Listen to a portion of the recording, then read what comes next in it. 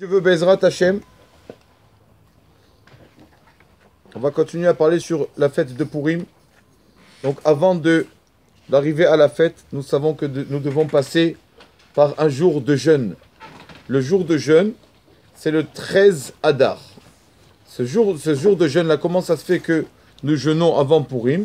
Tout simplement parce que avant la fête de Purim, le peuple d'Israël avait un décret sur lui, parce qu'ils ont profité du festin du roi Achashverosh en prenant des aliments non cachers.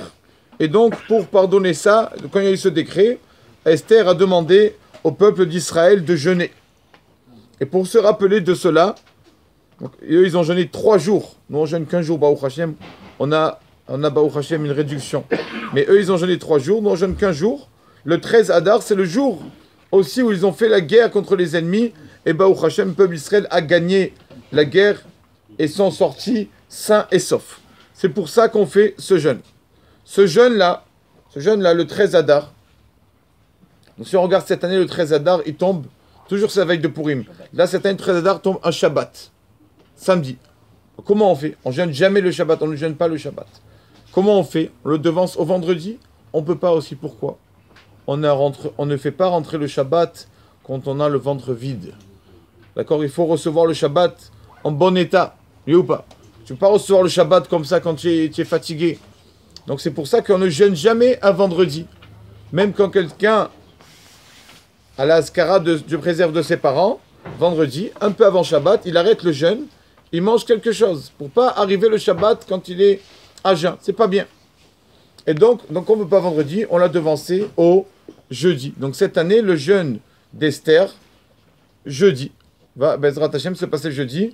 Savoir que ce jeûne, on va pas dire qu'il est pas être trop cool, mais aussi pas être trop sévère. C'est-à-dire, bien sûr, une femme enceinte, les femmes qui allaitent 2 mois après l'accouchement, les personnes qui sont un peu malades, même qui se sentent faibles, d'accord, qui se sentent faibles, il dira Ovadia Yosef, Khoucha et Tera, qui se sentent faibles, alors ils sont dispensés du jeûne. Mais attention, si on leur dit viens travailler et tu auras double paye, il faut qu'ils soient faibles aussi ce jour-là. Il ne faut pas qu'ils soient faibles que pour le jeûne.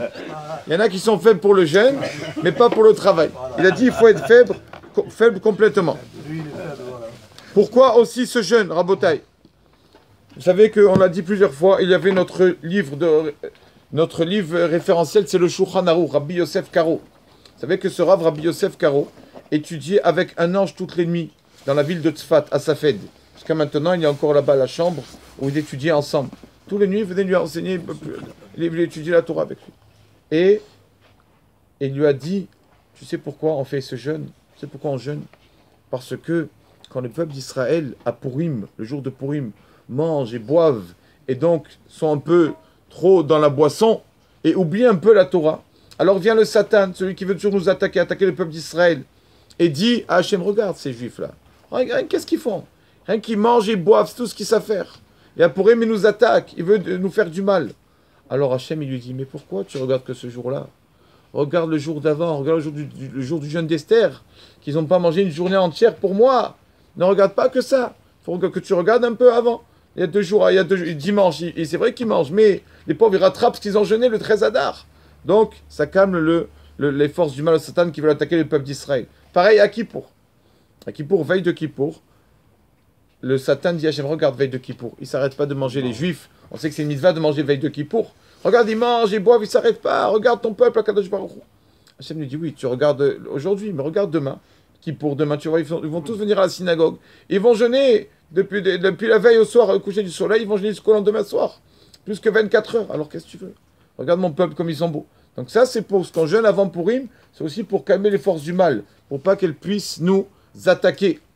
C'est pour cela qu'on dit tous les soirs dans Arvit, avant de faire la Hamida, Ve'aser à Satan, enlève le Satan de nous, les forces du mal. Milefanenu ou me'acharenu, de devant nous et de derrière nous, c'est-à-dire grâce à veille de Purim, avant la fête, le Satan on le fait taire, et macharenu grâce aussi au lendemain de veille de Kippour, parce que le jour de Kippour, Baruch Hashem, on est bien. Donc c'est important de jeûner ce jour-là. Et aussi un dernier point, ce jeûne tellement important parce que le peuple d'Israël, regardez, pendant cette année-là, ils ont ils ont mangé donc du pas caché, ils ont fait toutes les fautes. Ça veut dire de manger pas caché, on sait que c'est quelque chose d'assez important, c'est une faute assez importante.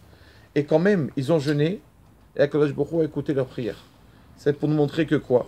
Quand une personne vient devant Akadosh Baruch Hu à la synagogue, quand une personne vient et verse son cœur devant le bon Dieu, Akadosh Baruch Hu, il regarde son cœur, il dit pas, ah non, mais celui-là, hier, il a fait les 400 coups.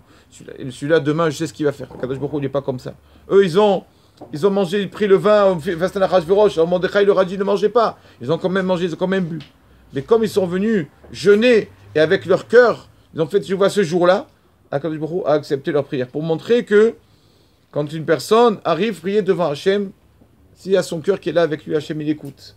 D'accord. Il ne méritait pas d'être écouté. Nous aussi, on ne mérite pas d'être écouté devant Kadosh Baruch Hu. Quand même, Kadosh Baruch Hu, quand on vient en prie, avec notre cœur, il nous écoute. C'est pour ça que c'est tellement important de, entre guillemets, célébrer ce jeûne. C'est bien aussi, Baruch Hashem, pour le régime.